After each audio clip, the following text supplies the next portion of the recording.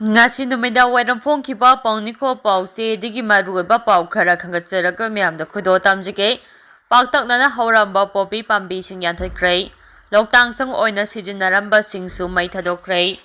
State lengang paikaliba War on Drugs campaign ki manungjanna Senapati amadi Urko district ke tonga ba mafam singna tharamba popi pambi sing security force yanthatuna mangankre Hiram asiga mari lenyana chief minister nongthuma berena social media thagalapa world amada hai Urukro district ke loichong ba phai police station konba pali singsang da lam eka maudra da tharamba popi pambi sing Manipur police taruk suba Manipur rifles Taragani suba Assam rifles amadi forest department ki apumba team amana yanthatu na mangankre lonina mafam adu da lairamba loktang sang taragani thoi amasu mai thadok tu na mangankre Popi pambi tharamli ba asiga mari ledina police na FIR amasu lokhatkre security force ng hari ba thabak ase mai pang sa thabangam khibagi damak thagali haina si minister berena phongdorakle nakal amaramda Senapati district ki khabung singsang da lam ekar taraga mapal da tharamba Popi pambi sing Senapati police forest department amade executive magistrate ki apambatim amana yanthatu na mangankre ASP Nation Highway gi mieng makada Senapati Hembong, Tabubi, Mau Amade, Maramgi Police Unit Chingna drone sijinna duna khabung khulgi, Mina khangna driba mafam singna thidoktuna popi pambi sing adu mangan kibane. Hiram asiga mari lejina makhata na sijinna ba FIR lokhatkre. Popi yanthapagi khongthang asi security singna matam chana pangthokpa, ngambigi damak si minister na thagapa phongdorakle. Makhatarapa pawda, Singjam Chirangda civic action program pangthokre.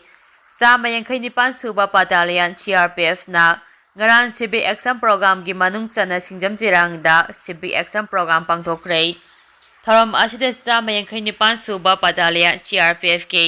commandant amadi officer sing yaw na pangthokke tharam asida sana khona bagi polam sing maru oina volleyball na sing basut lem na yenthokki haire CRPF battalion asigi commandant na miyam gi damak angam mateng pangani haina phongdokki Makhatarapa pawda Manipur ki Governor A.K. Balana Moreda satuna security ki phibam yangsingkre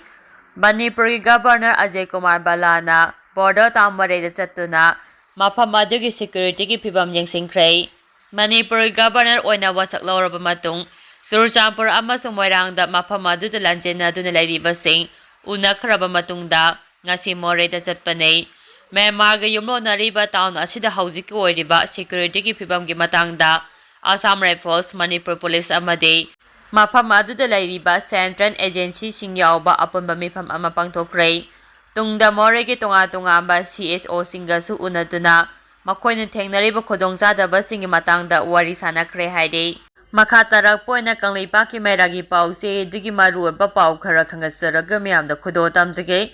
Maitei kuki ani ki marakta thoglibi irang asina maram oiraga Manipurda khundaminariba kanglup khudimak awaba mayoknare ungnang sankarsar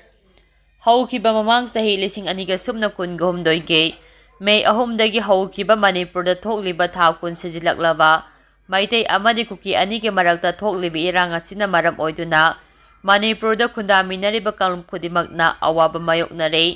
khulai paibal singna lan tawnarabaso Sokho Thoramgi Lambidi Tingomsi Haini Indigenous Peoples Forum Manipurgi President Ungnang Sankarsana Phongdokre Wafama Singasi Kamjong District Puyang Subdivision Gi Murai Village Tangkhul Rising Youth Football Club na sinduna anirak suba All Tangkhul Village 11 Men's Open Volleyball Tournament hawdokpaga mari lenana athoiba mingthulengi warok pidaduna phongdokhibane ngasigi thoram aduna Indian Bank Report Imphal Branch Ki Homa sangba amade yangang popi police station OC yamai ai simlena akhana ba mingthung oina saruk yakhe tournament aduda team taraga mapal na saruk yakhe ungnang sangkarsana makhata na phongdokhibada lamdam asida kalup ani gi oiba irang yamna kana thoklabasu school college singjinba ban amade broadcast tawbagi khongjang sangsinbigano ban amade broadcast tawba asina lamdam asigi sakhwat lambida yamna sauna apanbe pire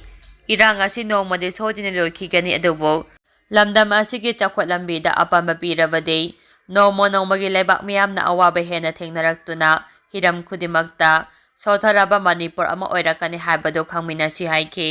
ꯃꯈꯥ ꯇꯥꯔꯛꯄ ꯄꯥꯎꯗ ꯂꯥꯟꯖꯦꯟꯅꯔꯤꯕ ꯃꯤꯑꯣꯏ 19ꯗ ꯁꯤꯑꯦꯝꯅ skill certificate ꯌꯦꯟꯊꯣꯛꯈ꯭ꯔꯦ꯫ ꯂꯥꯟꯖꯦꯟꯅꯔꯤꯕ ITP 19ꯗ ꯄ꯭ꯔꯙꯥꯟ ꯃꯟꯇ꯭ꯔꯤ ꯀꯧꯁꯜ ꯕꯤꯀꯥꯁ ꯌꯣꯖꯅꯥ PMKVY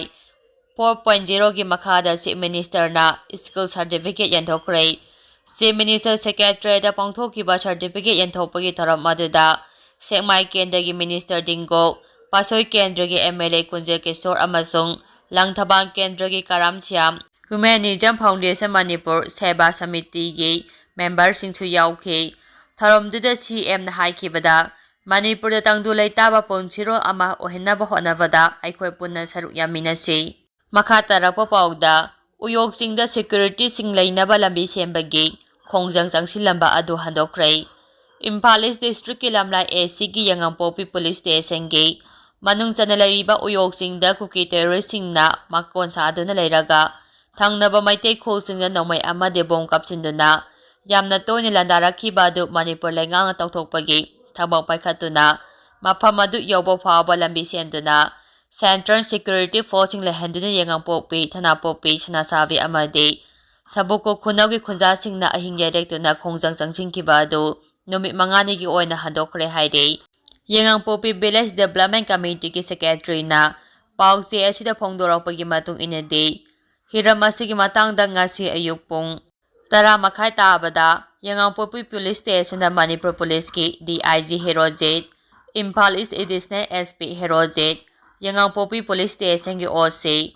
ꯏꯝꯐꯥꯜ ꯏꯁ ꯄꯨꯂꯤꯁꯀꯤ SDPO ꯑꯃꯗꯤ BSFꯀꯤ ꯃꯁꯛ ꯅꯥꯏꯕ ꯊꯧꯄꯨꯕ ꯑꯃ ꯌꯥꯎꯅ ꯈꯨꯟ 4ꯒꯤ ꯈꯨꯟꯄꯨꯕꯁꯤꯡ, ꯃꯩꯔꯥ ꯄꯥꯏꯕꯤꯁꯤꯡ ꯑꯃꯗꯤ ꯄꯂꯦꯝ ꯅꯣꯡꯉꯥꯗꯒꯤ ꯂꯨꯆꯤꯡꯕꯁꯤꯡ ꯌꯥꯎꯅ ꯄꯥꯡꯊꯣꯛꯈꯤꯕ ꯃꯤꯐꯝꯗ ꯈꯨꯟꯖꯥꯁꯤꯡꯅ ꯂꯩꯉꯥꯛꯀꯤ ꯃꯐꯝꯗ ꯊꯝꯂꯤꯕ ꯗꯥꯕꯤꯁꯤꯡ ꯑꯗꯨ ꯊꯕꯛꯇ ꯑꯣꯟꯊꯣꯛꯀꯅꯤ ꯍꯥꯏꯅ ꯊꯥꯖꯕ ꯄꯤꯕꯗꯒꯤ ꯅꯨꯃꯤꯠ 5ꯅꯤ ꯈꯣꯡꯖꯪ ꯍꯟꯗꯣꯛꯄ ꯍꯥꯏꯅ ꯌꯥꯅꯈꯤꯕꯅꯤ ꯍꯥꯏꯔꯤ꯫ ꯈꯨꯟꯖꯥꯁꯤꯡꯅ ꯊꯝꯈꯤꯕ ꯗꯥꯕꯤꯁꯤꯡ ꯑꯗꯨꯗꯤ ꯌꯥꯉꯥꯡꯄꯣꯛꯄꯤ ꯑꯃꯗꯤ ꯊꯅꯥꯄꯣꯛꯄꯤ, ꯎꯌꯣꯛꯆꯤꯡ ꯃꯊꯛꯇꯒꯤ ꯀꯨꯀꯤꯁꯤꯡ ꯂꯩꯁꯤꯟꯕ ꯑꯁꯤ ꯂꯧꯊꯣꯛꯄ, ꯑꯅꯤꯁꯨꯕꯗ ꯂꯝꯕꯤ ꯁꯦꯝꯂꯤꯕ ꯑꯁꯤꯒꯤ ꯑꯋꯥꯠꯄ ꯁꯔꯨꯛꯁꯤꯡ ꯂꯣꯏꯁꯤꯟꯕꯒ ꯂꯣꯏꯅꯅ ꯆꯤꯡ ꯃꯊꯛꯇ ꯄꯥꯔꯃꯤꯅꯦꯟꯠ ꯀꯦꯝꯞ ꯑꯃ ꯏꯝꯐꯥꯜ ꯏꯁ ꯑꯦꯗꯃꯤꯅꯤꯁꯇ꯭ꯔꯦꯁꯟꯒꯤ ꯂꯩꯕ CRPF BSF ꯑꯣꯏꯅ ꯂꯩꯍꯟꯕ, ꯑꯍꯨꯝꯁꯨꯕꯗ ꯅꯥꯆꯨꯝꯆꯤꯡ ꯁꯅꯥꯁꯥꯕꯤ ꯃꯃꯥꯡꯆꯤꯡꯗꯁꯨ ꯄꯣꯁꯠ 2 ꯏꯝꯐꯥꯜ ꯏꯁ ꯑꯦꯗꯃꯤꯅꯤꯁꯇ꯭ꯔꯦꯁꯟꯒꯤ ꯃꯈꯥꯗ CRPF BSF ꯍꯥꯡꯗꯣꯛꯄꯤꯕ, ꯑꯩꯈꯣꯏꯅ ꯃꯩꯔꯥ ꯄꯥꯏꯕꯤꯁꯤꯡꯅ ꯆꯪꯁꯤꯜꯂꯝꯕ ꯈꯣꯡꯖꯪ ꯍꯟꯗꯣꯛꯄꯒ ꯂꯣꯏꯅꯅ ꯂꯝꯕꯤ ꯁꯦꯝꯕꯒꯤ ꯊꯕꯛ ꯑꯁꯤ ꯅꯨꯃꯤꯠ 5ꯅꯤ ꯐꯥꯎꯕꯒꯤ ꯃꯅꯨꯡꯗ ꯄꯥꯡꯊꯣꯛꯄꯤꯕ ꯑꯃꯗꯤ ꯃꯉꯥꯁꯨꯕ ꯋꯥꯔꯦꯞꯇ ꯀꯔꯤꯒꯨꯝꯕ ꯊꯕꯛꯁꯤꯡ ꯑꯁꯤ ꯅꯨꯃꯤꯠ 5ꯅꯤꯒꯤ ꯃꯅꯨꯡꯗ ꯊꯕꯛ ꯑꯣꯏꯅ ꯄꯥꯡꯊꯣꯛꯄꯤꯗ꯭ꯔꯕꯗꯤ ꯃꯈꯥ ꯇꯥꯕ ꯑꯀꯟꯕ ꯈꯣꯡꯖꯪ ꯃꯅꯤꯄꯨꯔꯗ ꯂꯩꯔꯤꯕ CSOꯁꯤꯡ ꯑꯃꯗꯤ ꯃꯩꯔꯥ ꯄꯥꯏꯕꯤ ꯂꯨꯞꯁꯤꯡꯒ ꯈꯣꯡꯖꯪ ꯆꯪꯁꯤꯟꯕ ꯑꯁꯤꯅꯤ꯫ ꯉꯁꯤꯒꯤ ꯃꯤꯐꯝ ꯑꯗꯨ ꯃꯥꯏ ꯄꯥꯛꯅ ꯄꯥꯡꯊꯣꯛꯄ ꯉꯝꯈꯤꯕ ꯑꯁꯤ ꯂꯝꯂꯥꯏ ꯀꯦꯟꯗ꯭ꯔꯒꯤ MLA KH ꯏꯕꯣꯝꯆꯥꯅ ꯑꯆꯧꯕ ꯊꯧꯗꯥꯡ ꯂꯧꯕꯤꯈꯤꯕꯗꯒꯤꯅꯤ꯫ ꯂꯣꯏꯅꯅ MLAꯅ ꯂꯧꯈꯤꯕ ꯊꯧꯗꯥꯡ ꯑꯗꯨꯕꯨꯁꯨ ꯉꯁꯤꯒꯤ ꯃꯤꯐꯝꯗ ꯁꯔꯨꯛ ꯌꯥꯈꯤꯕ ꯈꯨꯟꯖꯥ 4ꯒꯤ ꯈꯨꯟꯖꯥꯁꯤꯡꯅ ꯊꯥꯒꯠꯄ ꯐꯣꯡꯗꯣꯔꯛꯂꯤ꯫ ꯃꯈꯥ ꯇꯥꯔꯛꯄ ꯑꯣꯏꯅ ꯀꯪꯂꯥꯄꯥꯎꯗꯒꯤ ꯃꯔꯨꯑꯣꯏꯕ ꯄꯥꯎ ꯈꯔ ꯈꯪꯒꯠꯆꯔꯒ ꯃꯤꯌꯥꯝꯗ ꯈꯨꯗꯣꯜ ꯇꯝꯖꯒꯦ꯫ ꯑꯦꯛꯁꯤꯗꯦꯟꯠꯗ ꯑꯃ ꯁꯤꯔꯦ, 2 ꯁꯣꯛꯂꯦ꯫ ꯉꯔꯥꯡ ꯅꯨꯃꯤꯗꯥꯡ ꯄꯨꯡ 9 ꯇꯥꯕꯗ ꯍꯩꯔꯣꯛ ꯋꯥꯡꯖꯤꯡ ꯂꯝꯕꯤ ꯄꯔꯤꯡꯒꯤ ꯊꯧꯕꯥꯜ ꯄꯨꯂꯤꯁ ꯁ꯭ꯇꯦꯁꯟꯒꯤ ꯃꯅꯨꯡ ꯆꯟꯕ ꯋꯥꯡꯖꯤꯡ ꯑꯋꯥꯡ ꯂꯩꯀꯥꯏ ꯍꯣꯟꯗꯥ ꯕꯥꯔꯗ ꯇꯥꯇꯥ ꯃꯦꯖꯤꯛ ꯅꯝꯕꯔ MN04 A5766ꯀ Honda CBZ number MN04 B6082 ꯑꯃꯒ ꯊꯣꯝꯖꯤꯟꯅꯕꯗ ꯍꯣꯟꯗꯥ CBZ ꯊꯧꯔꯛꯄ ꯃꯤꯑꯣꯏ ꯑꯃ ꯂꯩꯈꯤꯗ꯭ꯔꯦ, ꯇꯣꯡꯂꯛꯄ 2ꯅ ꯁꯣꯛꯂꯦ꯫ ꯄꯨꯂꯤꯁꯀꯤ ꯄꯥꯎꯅ ꯍꯥꯏ ꯂꯩꯈꯤꯗ꯭ꯔꯕ ꯃꯤꯑꯣꯏ ꯑꯗꯨꯒꯤ ꯃꯃꯤꯡ ꯂꯥꯏꯁ꯭ꯔꯝ ꯗꯤꯄꯛ, ꯆꯍꯤ 23, ꯑꯄꯣꯛꯄ ꯁꯪꯒꯤꯔꯣꯖ ꯀꯧꯏ, ꯍꯩꯔꯣꯛ ꯄꯥꯠ 3, ꯉꯥꯔꯧꯊꯦꯜ ꯁꯂꯥꯝ ꯂꯩꯀꯥꯏ, ꯑꯃꯁꯨꯡ ꯈꯨꯟꯗꯣꯡꯕꯝ ꯔꯥꯖꯨ, ꯆꯍꯤ 23, ꯑꯄꯣꯛꯄ ꯑꯃꯤꯀꯥ, ꯃꯍꯥꯛꯁꯨ ꯂꯩꯀꯥꯏ ꯑꯗꯨꯗꯒꯤꯅꯤ꯫ ꯃꯈꯣꯏ ꯑꯍꯨꯝꯃꯛ ꯊꯧꯕꯥꯜ ꯗꯤꯁꯇ꯭ꯔꯤꯛ ꯍꯣꯁꯄꯤꯇꯥꯜꯗ ꯄꯨꯈꯠꯂꯕ ꯃꯇꯨꯡ ꯗꯤꯄꯛꯅ ꯂꯩꯀꯠꯅꯕ ꯉꯝꯗꯅ ꯂꯩꯈꯤꯗꯕꯅꯤ꯫ ꯄꯥꯎ ꯑꯁꯤꯅ ꯃꯈꯥ ꯇꯥꯅ ꯍꯥꯏ ꯇꯥꯇꯥ ꯃꯦꯖꯤꯛ ꯑꯗꯨꯅ ꯋꯥꯡꯖꯤꯡꯗꯒꯤ ꯍꯩꯔꯣꯛ ꯇꯝꯅ ꯊꯧꯔꯛꯄꯅꯤ, ꯑꯗꯨꯒ ꯍꯣꯟꯗꯥ CBZ ꯑꯗꯨꯅ ꯃꯥꯌꯣꯛꯅꯕ ꯂꯝꯕꯤꯗ ꯊꯧꯔꯛꯄꯅꯤ꯫ ꯄꯨꯂꯤꯁꯅ BNS 2018-19ꯒꯤ ꯃꯈꯥꯗ ꯀꯦꯁ ꯑꯃ ꯂꯧꯈꯠꯂꯒ ꯆꯦꯟꯅꯔꯤꯕ ꯇꯥꯇꯥ ꯃꯦꯖꯤꯛꯀꯤ ꯗ꯭ꯔꯥꯏꯚꯔ ꯑꯗꯨ ꯐꯒꯠꯈ꯭ꯔꯦ, ꯑꯗꯨꯒ ꯂꯩꯈꯤꯗ꯭ꯔꯕ ꯃꯤꯑꯣꯏ ꯑꯗꯨꯅ ꯖꯦꯅꯤꯝꯁꯀꯤ ꯃꯤꯔꯦꯜꯁꯪꯗ ꯄꯣꯁꯠꯃꯣꯔꯇꯦꯝ ꯑꯦꯛꯖꯥꯝ ꯇꯧꯔꯕ ꯃꯇꯨꯡ ꯏꯃꯨꯡ ꯃꯅꯨꯡꯒꯤ ꯃꯤꯑꯣꯏꯁꯤꯡꯗ ꯈꯨꯠꯁꯤꯟꯅꯈ꯭ꯔꯦ ꯍꯥꯏꯔꯤ꯫